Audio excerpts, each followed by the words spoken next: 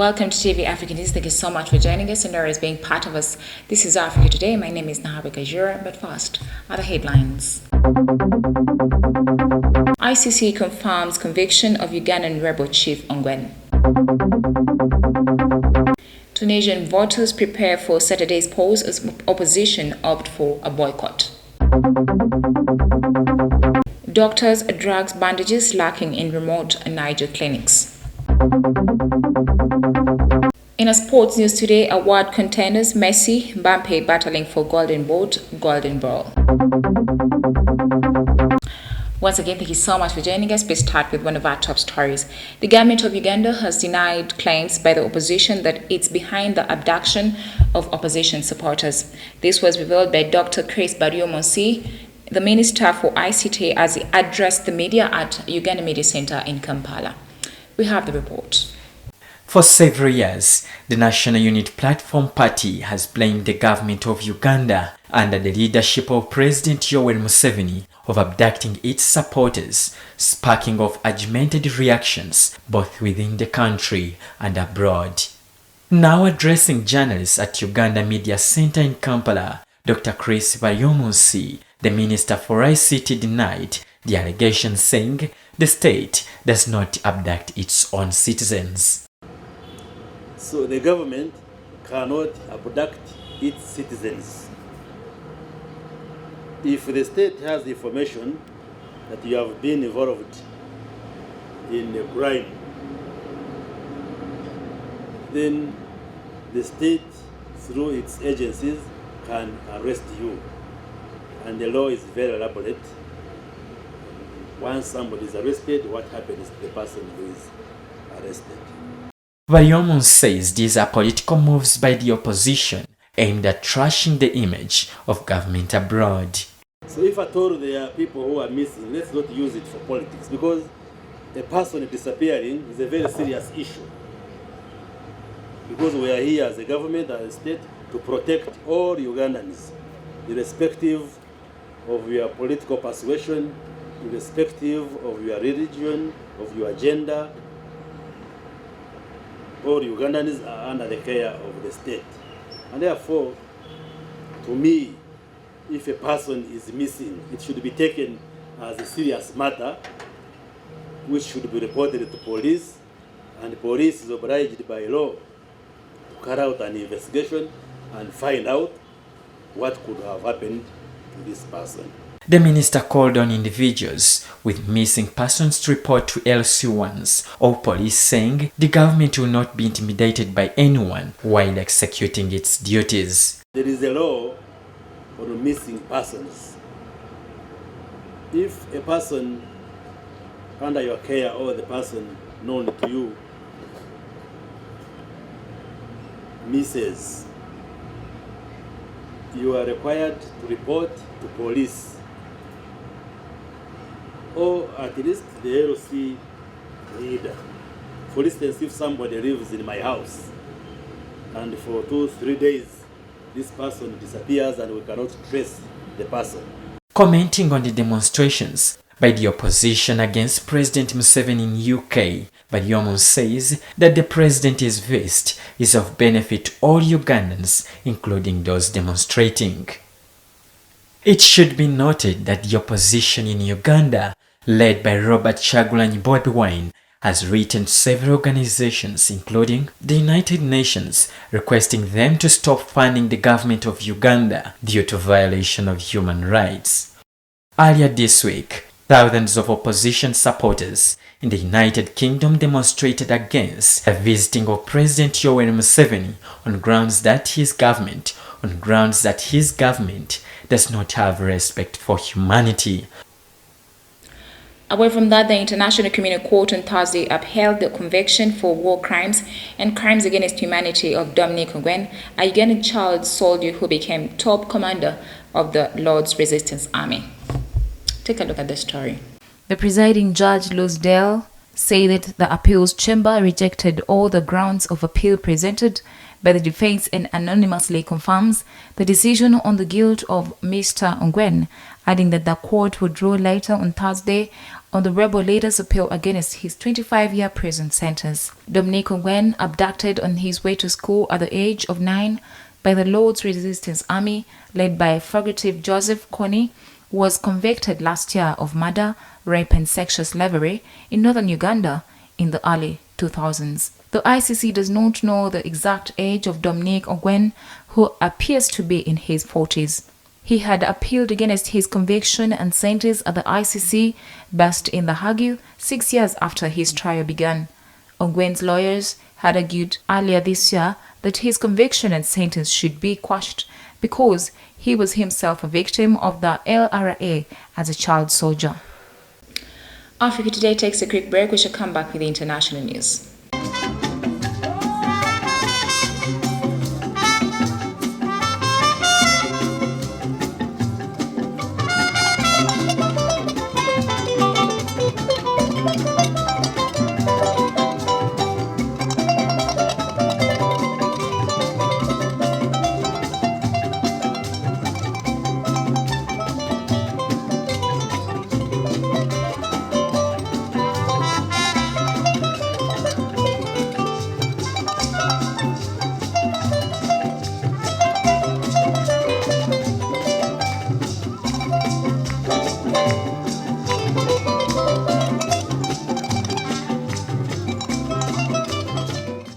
Welcome back from the break. You're still watching TV Africa, the Brighton. In international news today, the Tunisians are going to the polls on December 17th to vote in the parliamentary elections that parties opposed to President Kais Saied are boycotting. We have the report.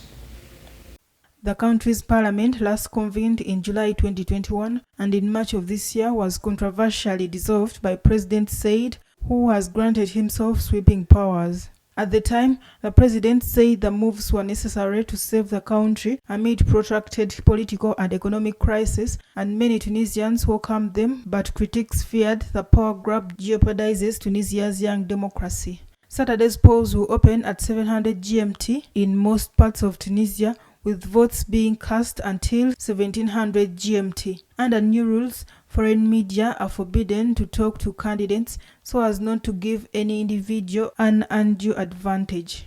The parliamentary election sees significant changes to previous polls, with the number of seats in parliament reduced from 217 to 161. Thank you so much, reporter. Moving on in international news, President Joe Biden threw his support on Thursday behind a larger African role in the world, but also vowed the United States would not shy away from promoting democracy.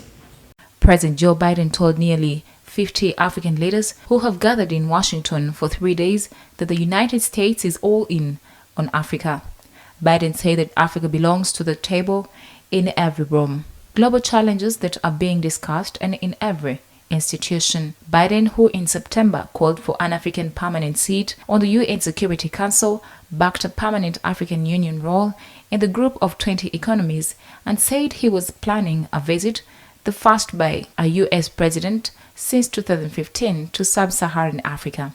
Biden a night earlier invited African leaders to a gala White House dinner, with the African Union arriving first to the red carpet as he pulled out the stops for the first such summit since Barack Obama launched an initiative in 2014.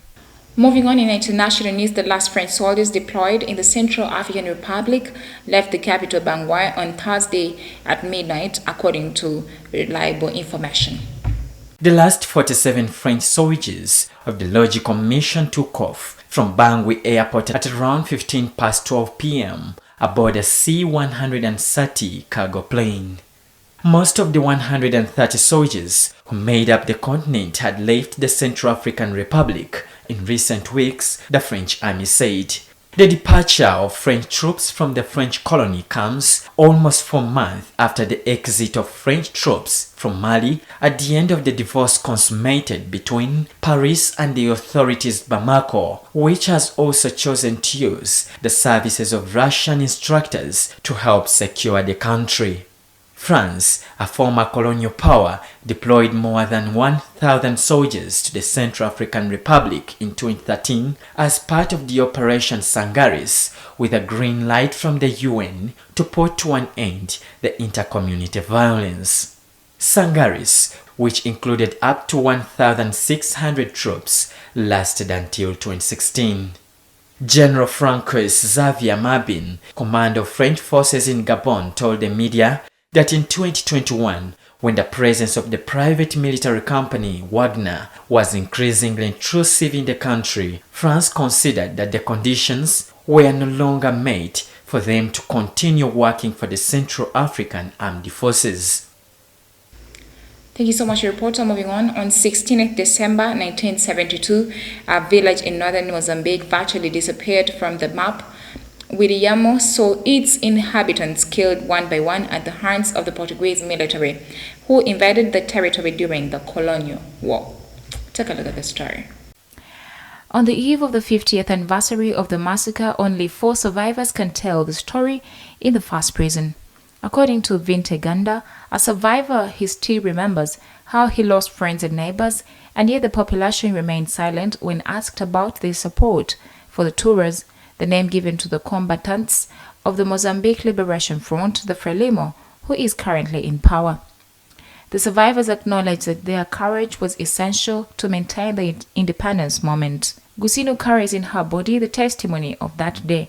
Gusino added that, amid his tears, they put them in the same place. The men went to a line, and whoever tried to escape was killed while the women were sitting. It took almost 5 decades for Portugal to acknowledge the Wiriamo massacre. This year, Antonio Costa apologized to Mozambique for the barbarity committed during the colonial war, an act that, in the words of the Portuguese Prime Minister, is inexcusable and dishonors the memory of the country. We'll take a quick break. We shall come back with business, health, and sports.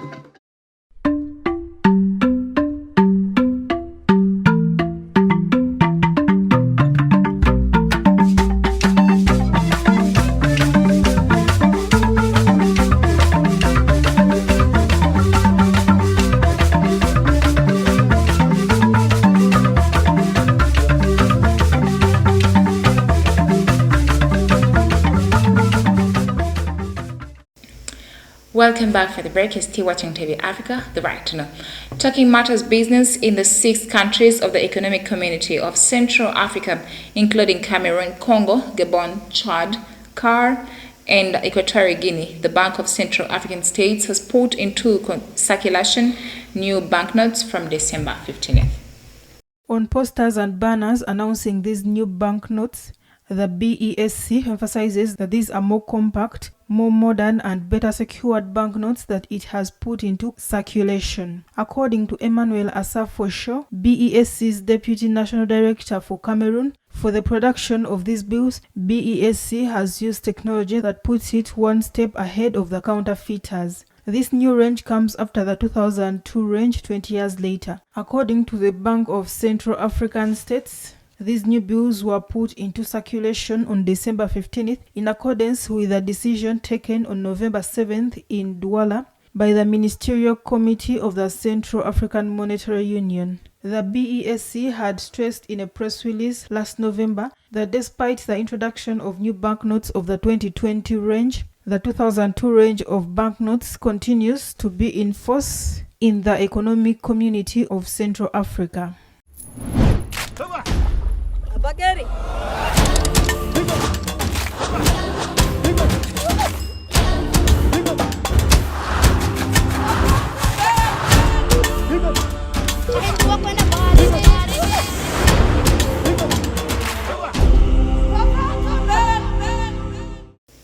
In our health news today, in Solefata, a village in the remote air mountains of northern Niger, healthcare comes in the form of a building that is all but empty, manned by a nurse lacking equipment, drugs, and even bandages.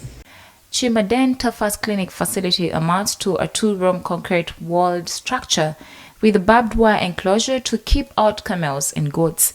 One room is used for examining patients, the other is the storeroom, containing perhaps half a dozen boxes of supplies.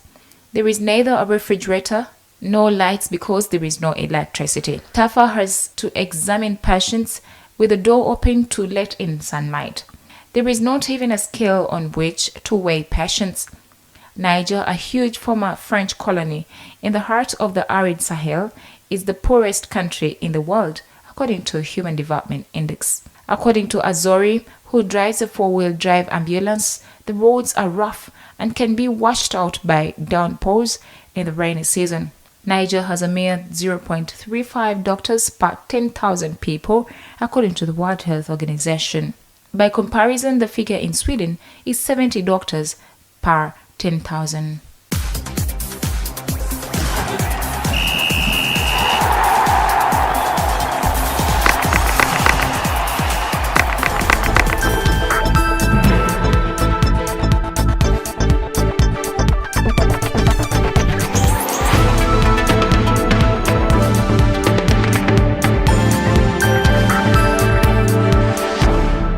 In a sports news today, the World Cup reaches its climax on Sunday with Argentina facing defending champions France in a mouth-watering finale. But what have been on the on-field highlights of the tournament in Qatar? Take a look at the story. With 62 games now done and dusted, just 2 matches are yet to be played at the World Cup in Qatar. The third place play-off between Croatia and Morocco on Saturday, and then the small matter for the final itself between Argentina and defending champions France 24 hours later. Lionel Messi has already vowed that, win or lose, this will be his last World Cup match for the Al-Bestel, and the stage is certainly set for the 35-year-old forward to go out on the ultimate high. However, France are equally keen to become the championship's first back-to-back winners since the Great Brazil besides of 1958 and 1962, and Les Blues also boast their very own talismanic superstar in Kylian Mbappe, whom they hope will spur them on in their quest. But as well as the World Cup itself, there are also still a number of individual prizes on the line, as the Golden Boot, Golden Glove and the Golden Ball awards will be handed out after the final concludes on Sunday. Indeed, all 3 could be decided over the course of the 2 games remaining, given the various players left in the running. The Golden Boot is awarded to the top goal scorer at the World Cup, and as the things stand, opposing finalists Messi and Mbappe are joint frontrunners with 5 goals each heading into the final. Thank you so much for being a loyal audience from where we started from. Don't forget to subscribe to our YouTube channel. We should keep updating you. It is TV Africa, the right to know.